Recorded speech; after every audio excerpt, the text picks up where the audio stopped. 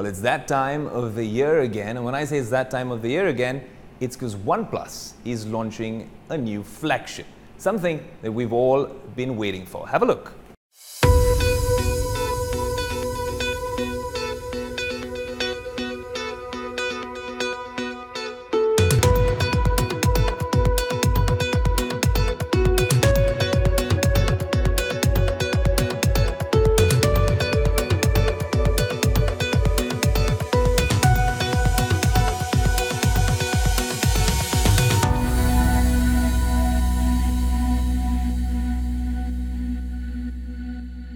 Mind-boggling stuff, right? Well, there's someone who's been working on this phone for a very long time, and he's with us today. Kyle, thanks so much for speaking to us on Bloomberg Quinn. Thank you for having me.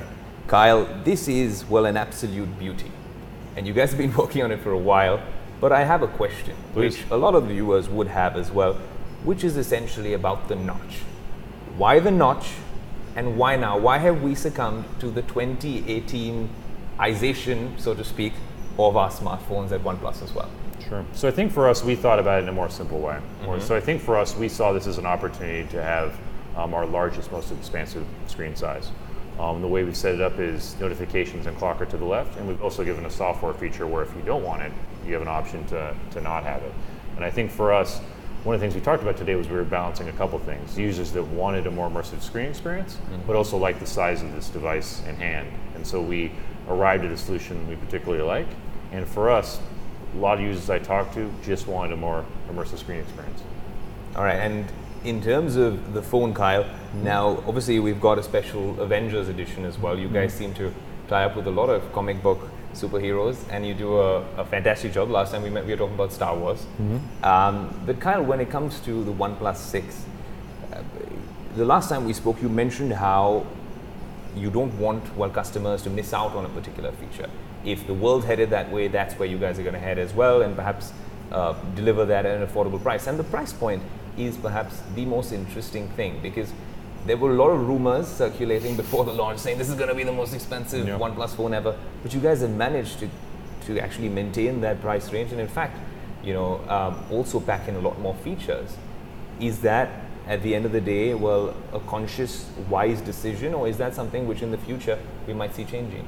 I think for us, we've stayed pretty true to several kind of product philosophies. One of the ones we talked about today is you talked about kind of what do we put into our product, and we tend to not necessarily chase new technology to be new or different. What we're trying to do is make a product that we believe has the best overall user experience. And so we look at all the features and how those work together, and that's how we kind of arrive on a new device.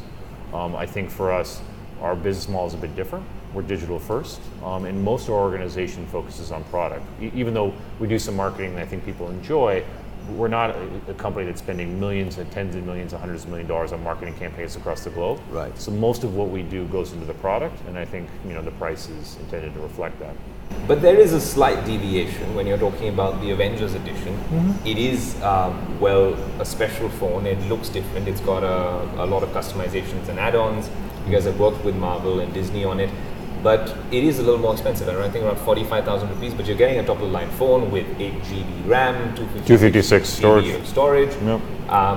and those customizations as well.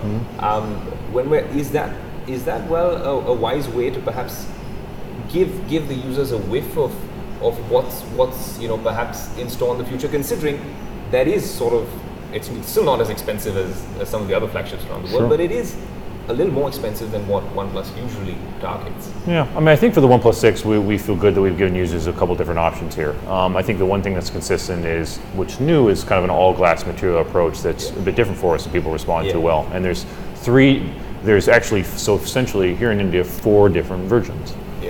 There's a mirror black, midnight black, you're holding a limited edition silk white, and then there's also the Avengers model. And so, we showed the price today for the 664 version, and the response seemed to be pretty good.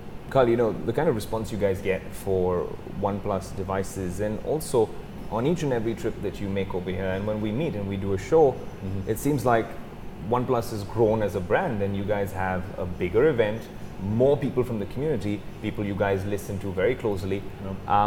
It seems grand, it seems bigger. You guys are, fast, getting a lot more traction and getting more popular in a country like India.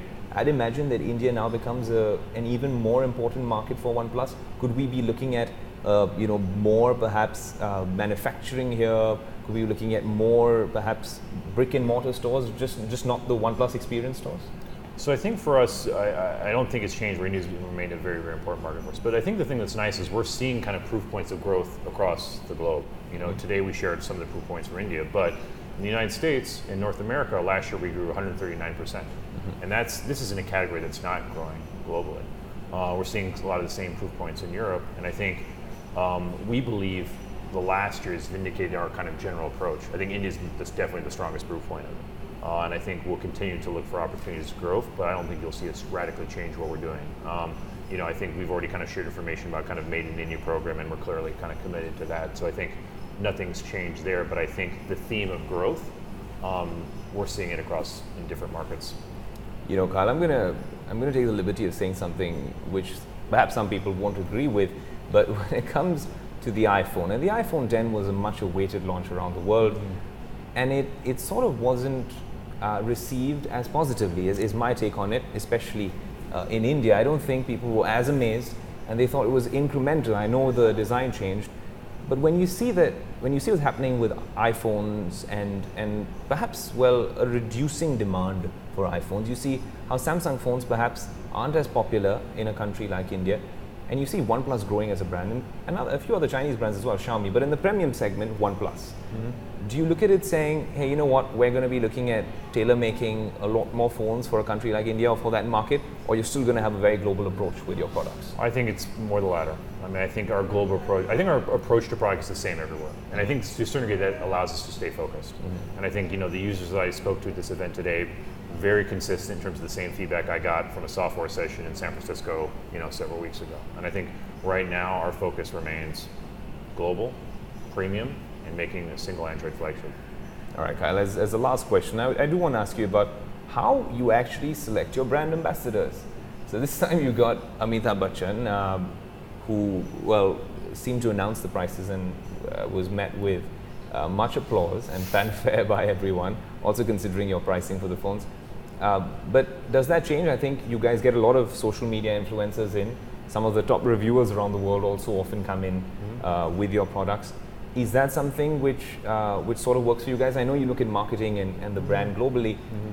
Is that something that works a lot, or is there a lot of thought that goes into, in India I need so and so? The last year it was different. This year it's a different story. Yeah, no, I don't think it's changed. I think we've had a relationship with Mr. Bachchan for a year and a half, and we originally partnered up with him because we were telling a specific message about the OnePlus 3T being the best rated smartphone, and asking a question, giving an answer. And for that particular campaign, we felt he was the best person to kind of deliver that message based on his experience with the particular game show. So, but I was impressed, and we've been impressed with his kind of passion for technology, so we were happy to have him join today. Kyle, thanks so much for speaking to us yet again, and congratulations. Thank you. Thanks for coming.